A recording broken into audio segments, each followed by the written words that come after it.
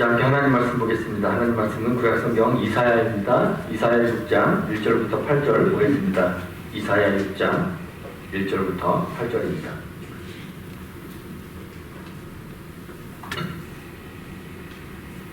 구약성경 974페이지 이사야 6장 1절부터 8절입니다.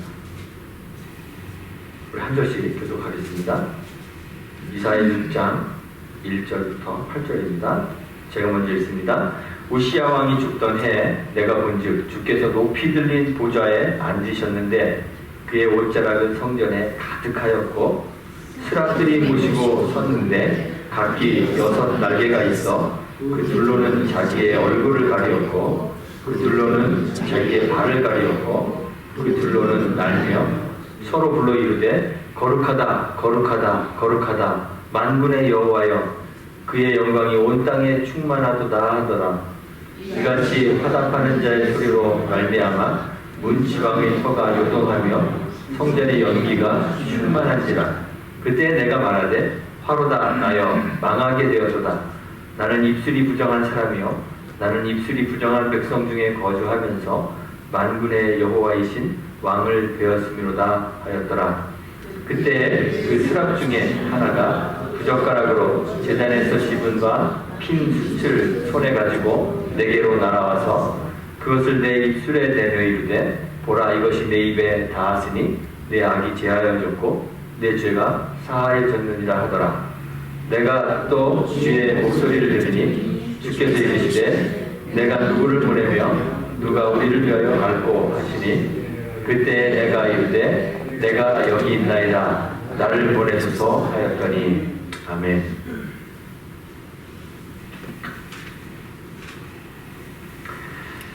일반적으로 사람들은 권리가 있으면 권리는 마음껏 행사하고 싶고 또 의무는 면하고 싶어 합니다. 그것이 인지상정이라는 거죠. 다 그렇습니다. 권리가 많아진다는 것은 그만큼 의무가 적어진다는 것을 의미하기도 합니다. 그래서 권리가 많은 일들은 서로 하려고 합니다. 서로 권리가 많은 그런 자리에 올라가려고 합니다. 그런데 의무는 어떻게 해서라도 이제 피하려고 이렇게 하죠. 2014년도에 한국의 한 연구단체에서 발표했는데요. 국회의원에게는 200가지가 되는 그런 특권이나 특혜가 있다고 합니다. 어떤 사람은 200가지는 이것저것 너무 많이 집어넣은 거다 그렇게 얘기도 하는데 제가 봐도 한 200가지는 될 것 같아요. 우리가 잘 알고 있는 면책특권, 불체포 특권 그런 건 있는데요. 그런 거 외에도 비행기를 타고 출장 가면 비즈니스석에 앉을 수 있답니다. KTX나 배를 타면 최상급 그 자리에 좌석을 이용할 수 있도록 지원받는답니다. 공항이나 항구 같은 곳에서 출입국 할 때 외국에 나가거나 들어올 때 그 사람들은 별도의 검사장이 있어서 아주 빠르고 편하게 이렇게 외국에 나갔다 들어왔다 할 수 있다고 합니다. 그 외에도 지금은 없어졌다 그러는데요. 연금 한번 하루라도 국회의원이 되면 그 다음에 잘려도 평생 연금을 받는다. 그런 것도 있었다고 합니다. 그래서요 사람들은 다 너도 나도 국회의원 한번 해보겠다고 난리를 치십니다. 각 정당의 그 대표들의 공천권이 엄청난 힘이 있습니다. 그래서 막 공천을 받으려고 돈 싸들고 가서 막 아부하고 그렇습니다. 경쟁이 엄청 심합니다. 그런데 대한민국의 대표적인 의무가 있죠. 국방의 의무, 그 중에서도 병역의 의무 다 하고 싶어 하지 않습니다. 할 수만 있으면 어떻게 해서라도 면제받고 싶어 합니다. 아주 불법적인 방법을 사용해서라도 면제받는 사람들이 적지 않습니다. 특히 권리가 많은 자리에 있는 사람들, 국회의원들 가운데는 병역의 의무를 행하지 않은 사람들이 수두룩 빽빽합니다. 그런 얘기가 있죠. noblesse oblige. 자신이 누리는 명예, noblesse만큼 의무를 다해야 한다, oblige를 다해야 된다, 그런 말이 있습니다. 그런데 정말 그럴까요? 겉으로 보이기에 그렇게 보이기도 합니다. 그래서 어떤 사람은 외국의 왕가에서는 좀 자진해서 군대에 가서 전쟁에 참여하고 그런 일도 있습니다. 그런데 사실 눈에 보이는 몇몇 경우에나 그렇지 실제로 권리 많은 사람들이 의무를 솔선하여 수범하는 경우는 그렇게 많지 않습니다.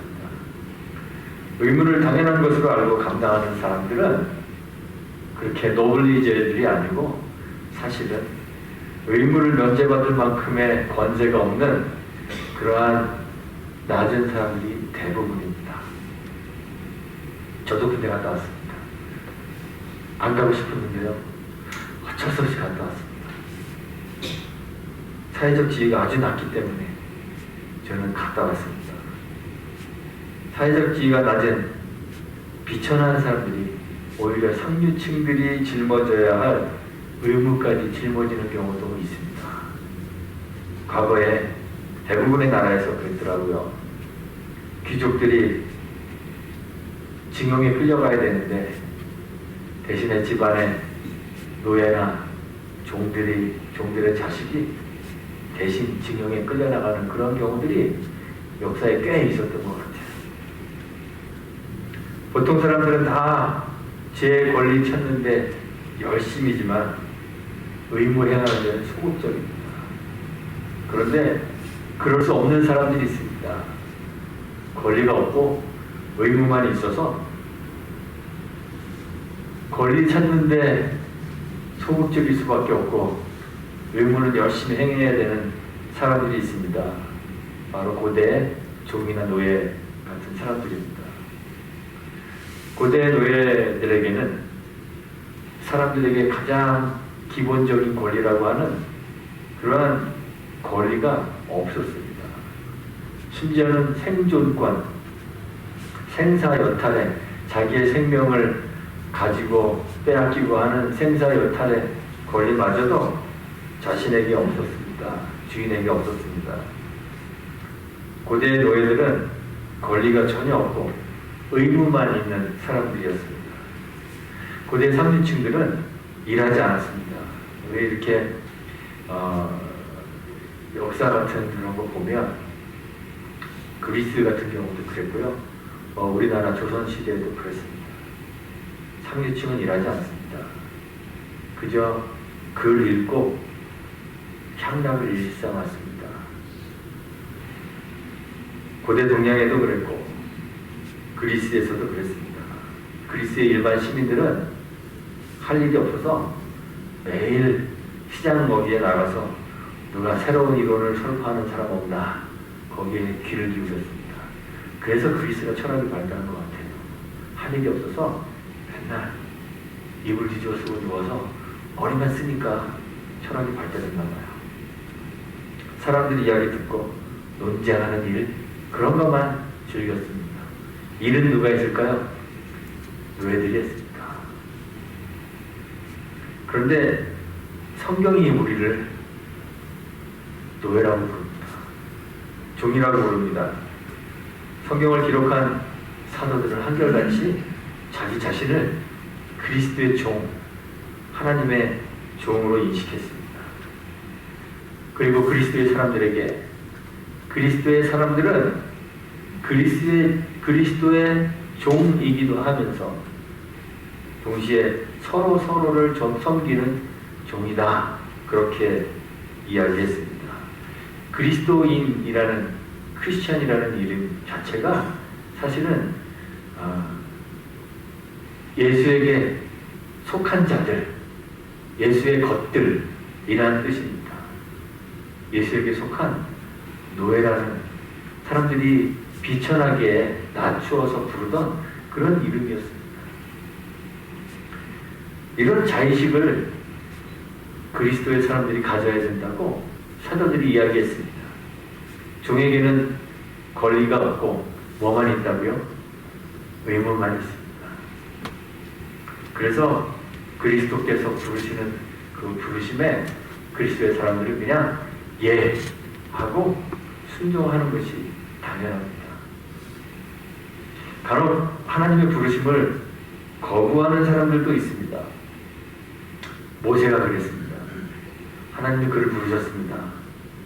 광야에서 양을 치고 있는 모세를 하나님이 부르셔서 너 할 일이 좀 있으니까 저기 애굽에 바로한테 좀 가봐라 이렇게 말씀하셨습니다.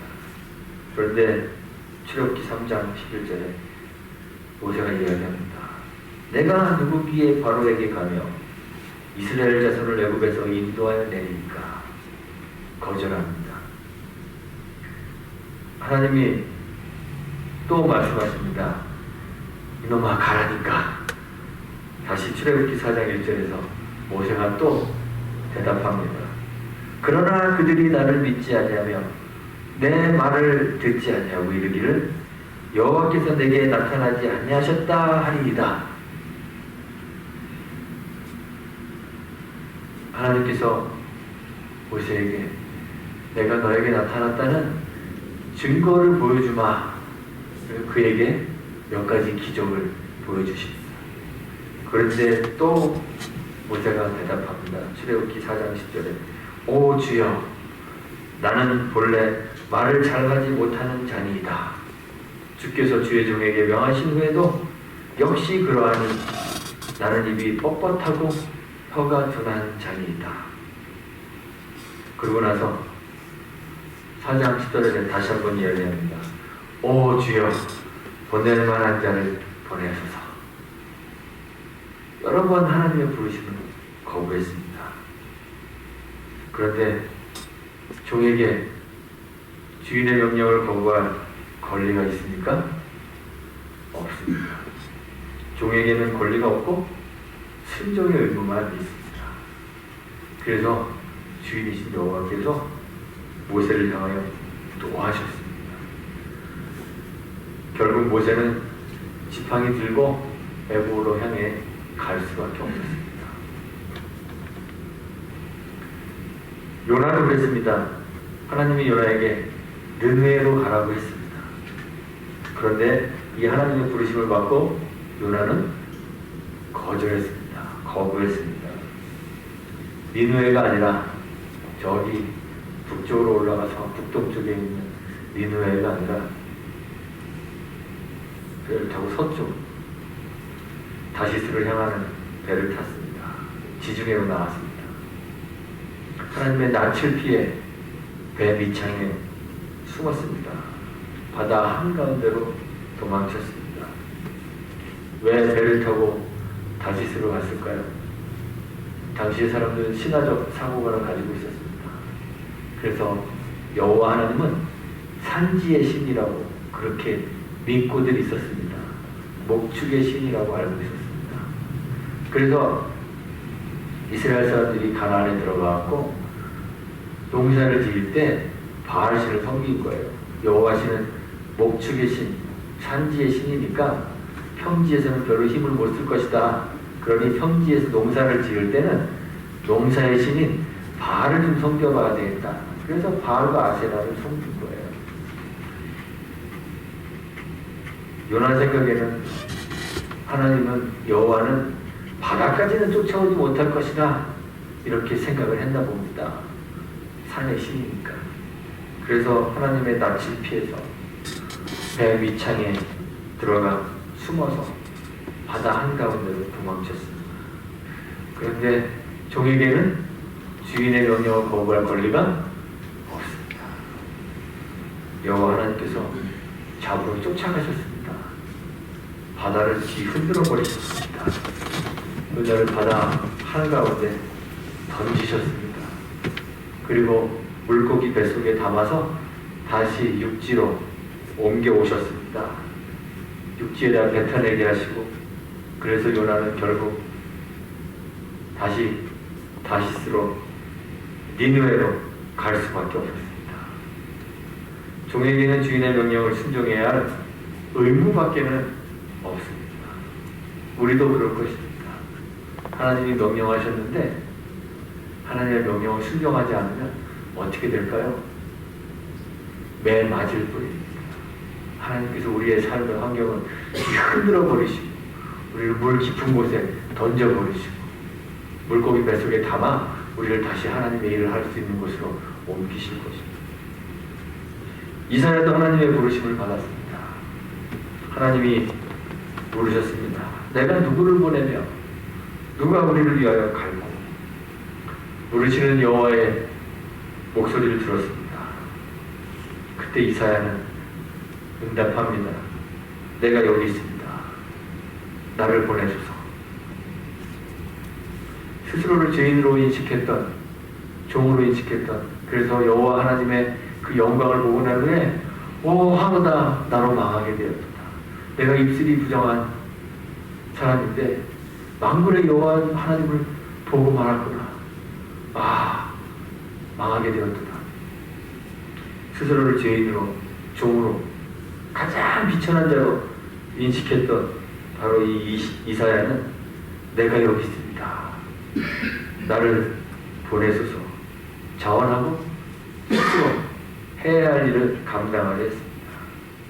그리고 하나님으로부터 백성의 마음을 둔하게 하고 그들의 기가 막히게 하고 그들의 눈이 감기게 하라는 그러한 하나님의 임무를 부여받게 되었습니다.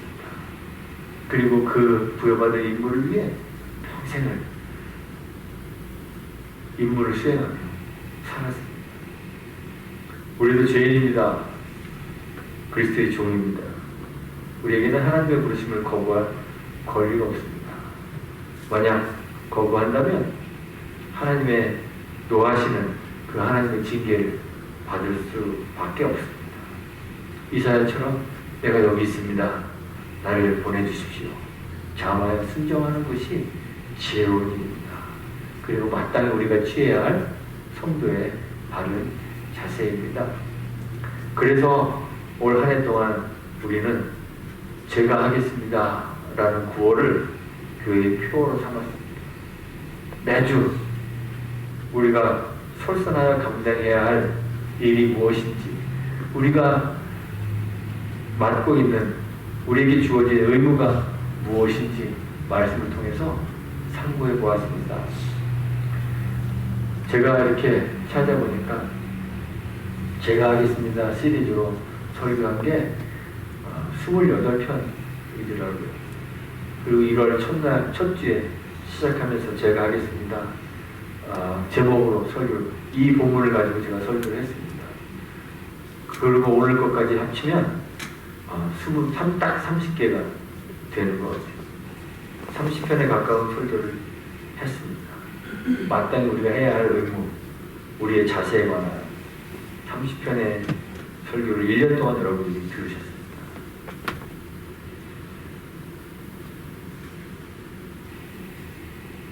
제가 30편 설교를 다 기억하시나요? 무엇을 해야 할지, 무엇을 위해서 우리가 제가 하겠습니다 손 들고 나서야 할지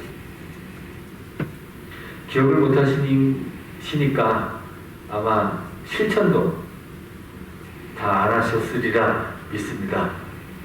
아멘 하시면 안 됩니다.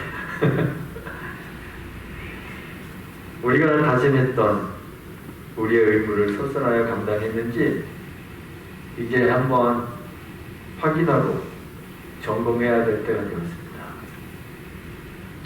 30편 정도의 설교를 했으니까 우리가 해야 할 일을 몇 가지나 얘기했을까요? 한 30가지 가까이 얘기했겠죠. 그런데 사실은 그보다 훨씬 더 많습니다. 우리가 해야 할 일들이 산더미처럼 쌓여져 있습니다. 세세한 의무들이 있습니다. 그 모든 것에 대해서 우리가 다 짧은 시간에 확인할 수는 없기 때문에 오늘은 가장 기본적인 성도의 의무 몇 가지만이라도 한번 확인해 보면 어떨까 이런 생각을 했습니다. 가장 기본적인 교회의 그 사명, 직무, 의무에 관하여 올해를 시작하는 첫 주일에 제가 하겠습니다라는 제목으로 제가 말씀을 전했습니다. 교회 의무는, 교회 사명은 크게 4가지가 있습니다. 뭐 더 있을 수도 있는데 3가지 또는 4가지 이렇게 이야기합니다. 첫째는 예배입니다. 둘째는 교제입니다. 성도와의 교제. 셋째는 전도와 봉사입니다. 섬김입니다. 그래서 4가지일 수도 있고 3가지일 수도 있습니다. 첫 번째 의무는 예배입니다. 예배는 의무이면서 동시에 특권입니다. 아무나 예배할 수 없어요. 한때 유행으로 열린 예배라는 그러한 용어가 유행했습니다. 그래서 교회마다 다 열린 예배한다고. 그래서 이 앞에 찬양하고 이런 것도 다 그 열린 예배의 영향을 받아서 이제 시작한 거죠. 그래서 누구나 다 예수를 믿지 않는 사람도 손쉽게 예배를 접할 수 있도록, 그래서 예배가 점점 예배가 아니라 무슨 콘서트처럼 그렇게 변하게 되었습니다. 사람들이 좋아하는 그러한 방식으로 예배가 바뀌게 되었습니다. 그런데 예배는 원래 열려있지 않습니다. 예배는 오직 하나님의 백성들만 드릴 수 있습니다. 하나님을 아는 사람들만, 그리스도의 보혈로 정결케 된 자들만 하나님을 예배할 수 있습니다. 우리가 아까 찬양했죠? 주의 보좌로 나아갈 때 어떻게 나아가야 할까? 우리의 힘이나 우리의 능력이 아니라 예수 그리스도의 보혈로, 그의 사랑으로만 주님 앞으로 나아갈 수 있습니다. 그랬습니다. 주님 앞으로 나아가서 주님을 만나는 그 예배 어떻게 나갈까요? 오직 그리스도의 보혈로 정결케 된 사람들만 나갈 수 있습니다. 교회 문은 열어놓을 수 있습니다. 그런데 예배는 오직 그리스도의 보혈로 정결케 된 자들만 드리는 것입니다. 그래서 예배는 의무이고 동시에 특권입니다. 우리에게 주어진 특권입니다. 하나님께서 우리를 창조하실 때 하나님을 예배하는 자로 창조하셨습니다. 하나님을 우리 웨스트민스터 소열입니다. 제 첫 번째 문제가 사람의 제1되는 목적이 무엇입니까? 답은 하나님을 영화롭게 하고 그 이름을 영원토록 즐거워하는 것입니다. 그것이 답입니다. 우리가 존재하는 목적이 무엇입니까? 하나님을 영화롭게 하는 것, 하나님을 예배하는 것이, 하나님을 즐거워하는 것이에요. 하나님은 그렇게 우리를 창조하셨습니다. 그러니 하나님을 즐겁게 하지 못하는 것, 하나님을 즐거워하지 않는 것, 하나님을 영화롭게 하지 못하는 것, 그것은 뭘까요? 예, 죄이며 동시에 우리의 용도 폐기. 용도가 폐기되면 어떻게 하죠? 버립니다. 그래서 우리를 쓰레기 소각장에 버려지게 된 거예요. 우리가 버려지게 된 거예요. 그 쓰레기 소각장이 뭐예요? 지옥이겠죠. 우리는 지옥에 합당한 사람들입니다. 그런데 본래 하나님 우리를 지옥에 합당한 자로 만드신 것이 아니라 하나님을 영화롭게 하고 예배하는 자로 만드셨습니다. 하나님 예배하는 것이 우리의 존재 이유, 목적입니다. 그런데 죄는 우리 자신을 하나님 자리에 앉히려 하기 때문에 하나님보다 나를 높이게 됩니다. 아담이 범죄할 때 하나님처럼 지혜롭게 할 만큼 탐스럽기도 하려고 그랬습니다. 그래서 먹었습니다. 하나님 자리를 자기가 차지한 거예요. 선과 악을 판단하는 그 기준이 하나님에게 있는데 그 기준이 자기에게 끌고 들어왔습니다. 이제는 내가 선악을 판단하는 주체가 되어버린 것이죠. 하나님 위해서가 아니라 자기 자신을 위해 살게 하는 것이 죄입니다. 하나님을 영화롭게 하지 않고 자기를 영화롭게 하는 것이 죄입니다. 어떤 핑계를 찾아서라도 하나님 잘 예배하려고 하지 않아요. 예배하지 않으려고 합니다. 왜? 자기의 즐거움을 찾기 때문에 예배하고 싶지 않은 거. 교회 가면 재밌습니까? 물론 아주 재밌게 설교하시는 분도 있더라고요. 장모 목사님 같은 경우는 뭐 거의 카미디언 수준이더라고요. 재밌게 하고 막 배꼽 빠집니다. 그런데 저는 재밌게 할 재주가 없어서 저랑 얘기하면 그냥 사람들이 시리어스해지니까 재미없습니다. 짧게 하면 좋은데 그때는 30분 넘기기도 합니다. 뭐 어떤 목사님은 40분, 50분 설교하는 목사님도 계시더라고요. 그런데 재밌게 하니까 그분들을 좋아하는데 저는 별로 안 좋아하시는 것 같아요. 예배 재밌습니까? 재미없습니다. 예배하고 나오면 우리 교회는 친구도 없습니다. 난 나이 또래 맞는 사람이 재는 사람들하고 같이 놀고 싶은데 저 교회 가면, 온유한 교회 가면 친구도 없고 재미도 없고 웬만하면 안 갔으면 좋겠다. 그런데 예배는 우리를 위해서 하는 것이 아닙니다. 사람들을 웃기려고 예배하는 거 아닙니다. 하나님을 영화롭게 하기 위해서. 하나님이 누구신지 우리가 알아가고 그 하나님과 우리가 하나가 되는 그 일을 위해서 예배하는 것입니다. 어떤 핑계를 찾아서라도 예배하지 않으려는 사람들이 있는데 그리스도의 종된 우리들은 성령이 주시는 힘으로 우리의 욕망을 죽이고 내가 찾는 나의 재미, 내가 좋아하는 거 죽이고 예배하기 위해 의지의 결단을 해야 되는 거예요. 찬송 요즘에 보면 뭐 찬양팀도 만들고 젊은 애들이 좋아하는 찬양을 해야 된다. 저도 그러고 싶습니다. 그런데 예배의 본질은 그건 아니에요. 사람이 좋아하는 찬송 부르는 것이 아니라 어떤 찬송을 부르든지 그 안에 영광 받으시는 그 주님을 만나는 것이 중요한 거예요.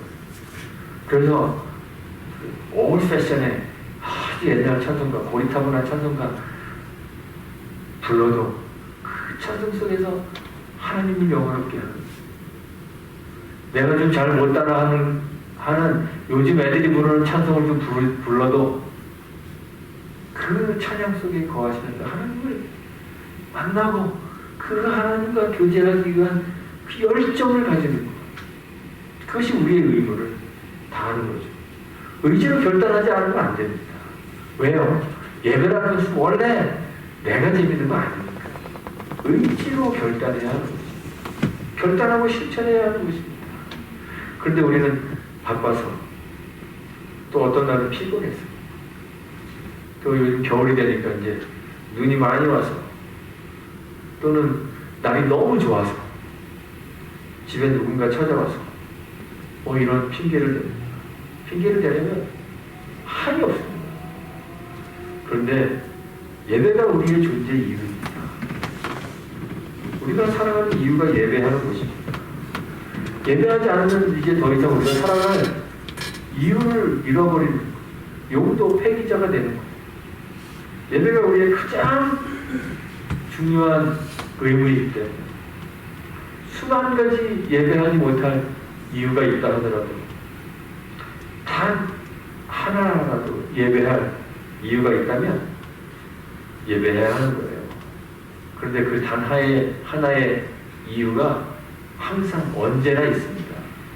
왜냐하면 우리의 존재 자체가 예배하기 위해 태어난 존재이기 때문에 그렇습니다. 예배가 존재의 이유입니다. 예배를 사모하고 예배하고 싶어서 안달이 나야 되는데 정말 올 한 해 동안 제가 하겠습니다 구호를 외치시면서 얼마나 예배에 열심을 가지셨습니까? 예배하기 위해서, 예배하고 싶어서 막 안달이 나셨습니까? 공적인 예배, 하나님 만나는 우리가 공동으로 성도된 교우가 한 몸을 이루어 예배하는 이 공적인 예배 시간을 간절함으로 준비도 하고 또 기다리셨습니까? 요즘은 예배를 준비한다는 말을 잘 안 쓰더라고요. 옛날에는 율법적이긴 하지만 옛날에는 헌금을 미리 다 준비해서 주일 전에 토요일 날 준비하고 기도하고 성경책 사이에다 다 꾸겨져 있진 돈이 있으면 다리미로 다려서 빳빳하게 해서 그렇게 예배를 준비했습니다. 그렇게 하라는 얘기는 아닙니다. 예배를 준비하시라는, 예배를 사모하기 때문에 예배를 기대하면서 내가 그 예배 시간에 만날 하나님이 어떠한 모습으로 오실지, 나에게 어떠한 은혜를 부어주실지 기대하면서 준비하는, 우리의 마음이 주님을 향해 활짝 열릴 수 있도록 그 전부터 토요일부터 기도하며 하나님 내 마음을 열어주시고 예배 가운데 주님을 만날 수 있게 해주세요. 그렇게 기다리며 예배를 준비하셨습니까? 예배에 열심을 내셨습니까? 찬양할 때 정말 목청이 터지도록 하나님을 노래하셨습니까? 목마른 사슴이 시냇물을 찾는 것처럼 양식의 굶주림, 옛말에 사흘 굶으면 담 안 넘을 사람 없다 그런 얘기 있잖아요. 양식의 굶주린 사람처럼 간절함을 가지고 하나님의 말씀을 들으셨습니까? 기도에 열심을 내셨습니까? 두 번째 우리의 의무는 성도의 교제입니다. 하나님이 우리를 부르실 때 개개인을 부르십니다. 옛날에 교회 안 나오면서 교회 나오라 그러면 나는 우리 마누라 치맛자락 붙들고 천국 갈 거야? 이런 껄렁껄렁하신 분들이 있었습니다. 그런데 하나님이 우리를 부르실 때는 개인으로 부르십니다. 그래서 마누라 치맛자락 붙잡고는 절대 천국에 갈 수 없습니다. 우리 와이프가 아무리 믿음이 좋아서 내 자식들이 목사이어도 교회 장로이어도 그걸로는 내가 천국 갈 수 없습니다. 하나님은 우리 개개인을 부르십니다. 그런데 하나님의 부르심 안으로 들어가게 되면 그때부터는 개인이 아니라 교회의 한 몸이 되는 것입니다. 개인을 하나님이 부르셔서 한 몸으로 만들어버립니다.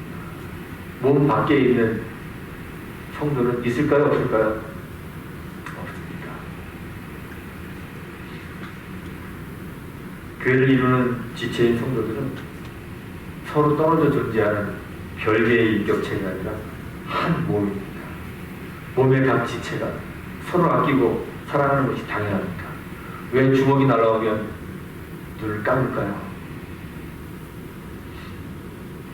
눈동자가 약하고 소중하기 때문에 이 눈꺼풀이라는 놈이 자기도 모르게 보호해주는 거예요. 막아주는 거예요. 왜 누가 때리려고 하면 손이 올라갈까요? 얼굴은 소중하기 때문에 내 팔이 대신 맞아주려고 막아주는 것입니다. 우리가 한 몸이라는 것은 이런 것입니다. 몸의 각 지체가 서로 아끼고 사랑하는 것 당연합니다. 성도는 서로를 사랑하고 교제하며 조화를 이루어야 합니다. 한 몸의 지체가 서로를 보호하고 또 보완하는 것처럼 성도들 서로가 서로의 약점을 담당하면서 보완하고 연약한 지체인 성도를 보호하고 돌봐야 하는 것입니다. 그런데 현대의 개인주의적 성향이 이기주의가 성도를 서로 돌아보는 존재가 아니라 완전 별개의 객체로 또는 경쟁자로 그렇게 바라보게 만듭니다. 각자 자기 챙기기에 너무 바쁩니다. 간섭받는 거 싫어합니다. 다른 사람이 이래도 관여하기 싫어합니다. 오지랖 넓게 그냥 여기저기 다 참견하고 돌아다녀야 한다는 그런 말은 아닙니다. 서로 돌보아주고 서로를 의지하는 참다운 교제가 있어야 하는 거예요. 자신의 위치를 지키며 자신이 해야 할 일을 감당하며 서로의 약점을 보완해 주는 거죠. 평소에 발휘할 것을 자꾸 손이 하려고 하면 그것은 오지랖이 넓은 겁니다. 그래서 걸어가야 되는데 물구나 무서워서 자꾸 걸어가려고 하면 안 돼요. 축구하는데 공을 차야 되잖아요. 발로 차야 되는데 손으로 차면 뭐죠? 반칙입니다. 핸드볼입니다. 오지랖 넓게 여기저기 간섭하라는 것이 아닙니다. 자기의 할 일을 잘 감당해야 됩니다. 그런데 때로는 다른 지체가 연약해질 때가 있습니다. 축구할 때 손을 써서는 안 되지만 내가 다리를 다쳤어요. 그래서 한번은 기부스라고 하죠. 손가락을 꽁꽁 묶어버렸습니다. 그럼 어떻게 하죠? 내 팔이 그 발의 일을 대신해 주잖아요. 클러치 이렇게 목발 짚고 손으로 힘을 써서 걸어갑니다. 그런 겁니다. 세상에는 이렇지 않습니다. 약점이 있는 구성원은 따돌림 당합니다. 도태됩니다. 그런데 교회는 한 몸이기 때문에 서로가 자신을 희생하여서 서로의 약점을 담당하는 것입니다. 약하고 부족한 것들을 보완해주고 보호해 주어야 하는 거예요. 성도의 교제라는 것은 주일에 공적 예배 시간에 잠깐 만나서 인사하는 거, 예배 끝나고 어디 커피 마시는 데 가서 같이 수다하고 떠드는 거, 그게 성도의 교제 아니에요. 친한 사람들끼리 모여서 매일 같이 밥 먹고 놀고 그런 것이 성도의 교제는 아닙니다. 그거는 성도가 아니래도 얼마든지 할 수 있는 거죠. 서로를 알도록 정말 깊은 교제, 만남이 있어야 합니다. 서로를 돌보아주고 서로의 약점을 담당하는 그러한 교제가 있어야 합니다. 다들 그렇습니다. 바쁘고 분주해서 시간 내기가 어렵습니다. 내일도 바쁜데 내가 다른 사람 신경 쓰는 것조차 사치다 이렇게 생각하는 사람도 있습니다. 또 누구는 성격이 이렇고 누구는 성격이 저렇고 취향도 안 맞고 성격도 달라서 만나면 어색하고 또 자꾸 부딪히게만 해서 만나고 싶지 않은 그런 사람도 있습니다. 이런 핑계 저런 핑계 되면 한이 없습니다. 그런데 교제는 예배는 우리가 존재한 존재의 이유이고 교제는 교회의 존재 방식입니다. 한 몸으로 존재하는 그 방식으로 교회가 존재합니다. 서로 교제하고 사랑을 나누는 방식 외에는 교회가 교회로 세워줄 수 있는 방법이 없습니다. 억지로라도 시간을 내서 관심을 가지고 돌보고 교제해야 합니다. 올 한 해 제가 하겠습니다. 구호를 외치며 호기심 아닌 사랑과 관심으로 우리의 지체된 우리 성도들을 교우들을 돌보고 사랑을 쏟아 부으셨습니까?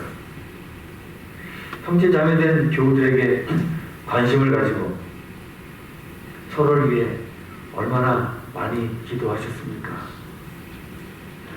서로 교제하기 위해 얼마나 노력하셨습니까? 얼마만큼의 시간을 투자하셨습니까? 함께 교회된 교우들을 내 몸처럼 사랑하셨습니까?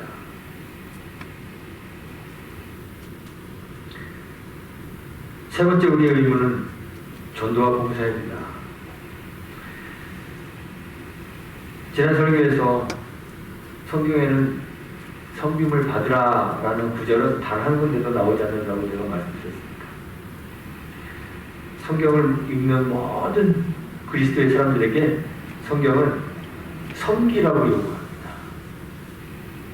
섬김에는 성별의 제한이 없습니다. 나는 권위의식을 가진 사람, 나는 남자니까 섬김을 받아야 돼. 성별에 제한이 없습니다. 나는 사회적으로 이렇게 지위가 있으니까 섬김을 받아야 돼. 지위나 직분에 제한이 없습니다. 나는 나이가 많으니까 섬김을 받아야 돼. 연령에 제한이 없습니다. 섬김에는 아무런 제한이 없습니다. 남녀노소 직분을 불문하고 성경을 읽는 그리스도인들 모두에게 성경이 섬기라 그럽니다. 심지어는 우리 주님이신 그리스도 예수께서도 우리를 섬기셨습니다. 자신이 이 세상에 오신 것은 섬김을 받으려 함이 아니라 섬기려 하고 도리어 많은 사람들을 위하여 자기 목숨을 주기 위해 이 세상에 오셨다고 말씀하셨습니다. 그리고 예수님이 우리를 섬기신 방식은 실제로 자기의 몸을 십자가에다가 버리는 방식으로, 실제적인 방식으로 우리를 섬겨주셨습니다. 실제로 자기 허리에 수건을 두르시고 대야에 물을 떠오셔서 제자들의 발을 씻기시면서 섬기셨습니다. 섬김은 손과 발, 우리의 몸을 움직여서 타인을 섬기는 실제적인 섬김이어야 합니다. 섬김에는 제한이 없습니다. 그래서 은퇴가 없습니다. 직분에서는 은퇴할 수 있어도 사명에서는 은퇴할 수가 없습니다. 고령이 되어서 이제는 마음 먹은 대로 몸이 신속하게 움직여지지 않으시죠? 그래도 섬겨야 돼요. 젊은이들 바쁘잖아요. 바쁘고 할 일도 많고 분주하고 시간 내기도 어려운데 그래도 섬겨야 해요. 종으로 섬기는 것이기 때문에 불평하지 말고 섬겨야 합니다. 봉사해야 합니다. 올 한 해 얼마나 열심히 여러분들의 몸을 움직여서 교회를 섬기셨습니까? 얼마나 자신을 불편하게 하고 다른 사람들을 편하게 하는 일에 여러분들의 시간을 사용하셨습니까? 얼마나 자신을 헌신하여 교회와 성도들을 섬기셨습니까? 불평 없이 기쁜 마음으로 여러분들이 해야 할 일들을 감당하셨습니까? 전도는 주의 명령입니다. 우리 존재의 열매입니다. 예배는 존재의 이유이고 교제는 존재의 방식입니다. 전도와 봉사는 존재의 열매입니다. 우리가 존재하기 때문에 열매를 맺지. 우리의 존재하는 것 자체로 하나님 나라의 증거입니다. 우리의 삶은 우리 자신을 드러내는 도구가 아니라 우리 안에 거하시는 그리스도를 드러내는 도구입니다. 우리의 삶으로 착한 행실로, 말로, 행실로 복음을 증거해야 합니다. 선한 목자가 되셔서 잃어버린 한 마리 양을 찾으실 때까지 찾으시는 그 예수님처럼 우리도 간절함을 가지고 복음 전하는 사람들을 찾고 말과 행실로 복음을 전해야 합니다. 주변에 교회에 안 다니는 사람이 없어요. 핑계 댈 수 있지만 주님이 잃은 양을 찾으시듯 우리도 우리 어색함, 쑥스러움, 두려움 같은 이 부정적인 감정들을 다 이겨내고 복음 증거의 대상자를 찾아야 돼요. 그들에게 복음의 빛을 전달해야 합니다. 올 한 해 얼마나 우리 자신을 그리스도를 드러내는 도구로 사용하셨습니까? 교회 밖에서 여러분들의 삶이, 저의 삶이 우리 주변에 있는 사람들에게 그리스도를 보여줄 만큼 그렇게 증거에 되는 빛된 삶을 사셨습니까? 우리의 말과 행실을 보는 사람들이 하늘에 계신 우리 아버지께 영광을 돌릴 수 있도록 그렇게 말과 행실로 신실하게 살으셨습니까? 주님이 하셨던 것처럼 복음을 전해야 할 대상자를 간절하게 찾아보셨습니까? 짖는 개는 물지 않는다는 그러한 말이 있습니다. 지난 한 해 큰 소리로 외쳤던 우리의 구호가 물지 못하는 개짖음? 개 컴컴거리는 소리에 불과하지 않았는지 참 염려스럽습니다. 이제 한 주만 지나면 제가 하겠습니다. 올해의 구호는 끝이 납니다. 다음 주 한 주가 마지막입니다. 다시는 제가 또다시 이 구호를 우리 교회의 표어로 삼지 않는 한 다시는 이 구호를 외칠 일이 없습니다. 이제 오늘까지 2번 남았습니다. 그런데 구호가 그친다고 우리의 의무가 교회의 사명이 사라지는 것은 아닙니다. 우리는 늘 주님의 부름 앞에 마주하고 있습니다. 그 주님의 부르심에 대답해야 합니다. 내가 여기 있습니다. 나를 보내주십시오. 제가 하겠습니다. 대답하는 것이 옳습니다. 솔선하여 주일에 앞장서며 살았어야 하는데 지난 한 해 돌아보면 잘한 것도 조금 있을 수 있고 조금이나마 발전한 부분도 있을 수 있고 제가 볼 때 여러분들이 많이 성장하셨습니다. 또 아쉽고 죄송한 부분도 있습니다. 제가 하겠습니다. 이 구호는 이제 올해로 끝이지만 제가 하겠다는 이 고백은 여러분들 삶에 끝이 없습니다. 올 한 해 돌아보며 우리 자신을 잘 점검하고 앞으로도 영원히 주님 앞에서 주님의 부르심에 제가 하겠습니다. 자원하며 우리에게 맡겨진 사명을 솔선하여 감내해내는 저와 여러분 우리 온유한 교회가 되기를 주님의 이름으로 축원하고 부탁드리겠습니다. 기도하겠습니다. 하나님 감사합니다. 죄와 상황 가운데서 아무것도 할 수 없는 무능력하고 무기력한 우리들을 부르셔서 생명 허락하여 주시고 하나님 나라의 사역을 감당할 수 있도록 사명 주시니 감사합니다. 우리가 주께 부름받은 주님의 종임을 자각하고 겸손히 맡겨진 사명을 감당하는 사람들 되도록 함께하여 주옵소서.